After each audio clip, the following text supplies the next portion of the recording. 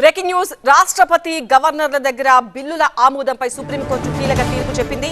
Presidential reference పై కీలక తీర్పిచ్చింది రాజ్యాంగ ధర్మాసనం. రాష్ట్రపతి గవర్నర్లకు బిల్లుల ఆమోదంపై కోర్టులు గడువు నిర్దేశించలేవు. గవర్నర్లు బిల్లులను సుదీర్ఘకాలం ఆమోదించకపోతే రాజ్యాంగ కోర్టులకు న్యాయ సమీక్ష అధికారం ఉంది. మేము గవర్నర్కు పరిమితమైన సూచనలు మాత్రమే ఇవ్వగలం. గవర్నర్ ముందు మూడే మార్గాలున్నాయి. 1 ఆమోదించడం, 2 రాష్ట్రపతికి పంపడం, 3 నిలుపుదల చేసి అసెంబ్లీకి తిరిగి పంపడం. ఈ 3 మార్గాలను ఎంపిక చేయడంలో మాత్రమే గవర్నర్కు విచక్షణ ఉంది. బిల్లులపై 3 నెలల గడువు విధించిన తీర్పుపై సుప్రీంకోర్టుకు 14 ప్రశ్నలు సంధించారు రాష్ట్రపతి ద్రౌపది ముర్ము. ఆర్టికల్ 143 కింద సుప్రీంకోర్టు రిఫరెన్స్ అడిగిన రాష్ట్రపతి ద్రౌపది ముర్ము రాష్ట్రపతి రిఫరెన్స్ పై వాదనలు విని తీర్పును రిజర్వ్ చేసింది supreme court CJ justice BR Gavai నేతృత్వంలోని రాజ్యాంగ ధర్మాసనం. రాజ్యాంగ ధర్మాసనంలో సుప్రీంకోర్టు ప్రధాన న్యాయమూర్తి justice BR Gavai, justice Suryakant, justice Vikram Nath, justice PS Narasimha, justice AS Chandurkar ఉన్నారు.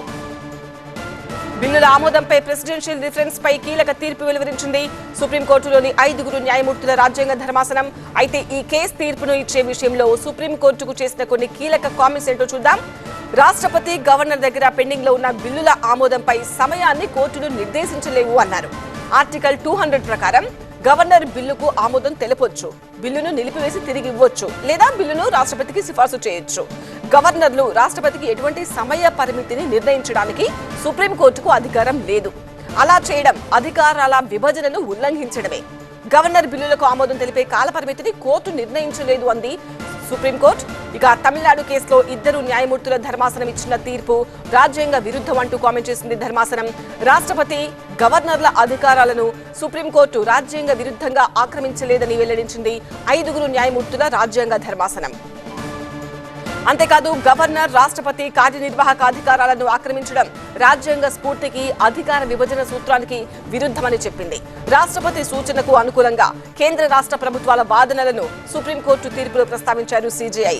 గవర్నర్ బిల్లుకు తన ఆమోదం ఇవ్వకపోతే దానిని అసెంబ్లీకి తిరిగి పంపాలన్నారు. రాష్ట్రపతి గవర్నర్లకు న్యాయ వ్యవస్థ గడువు విధించడం సరికాదని వాదనలు వినిపించాయి కేంద్ర ప్రభుత్వంతో పాటు బీజేపీ పాలిత రాష్ట్రాలు. రాజ్యాంగ పదవుల్లో ఉన్న వారి విచక్షణాధికారాల్లో జోక్యం చేసుకోవడం తమ పరిధి అతిక్రమించడమే అంది కేంద్రం.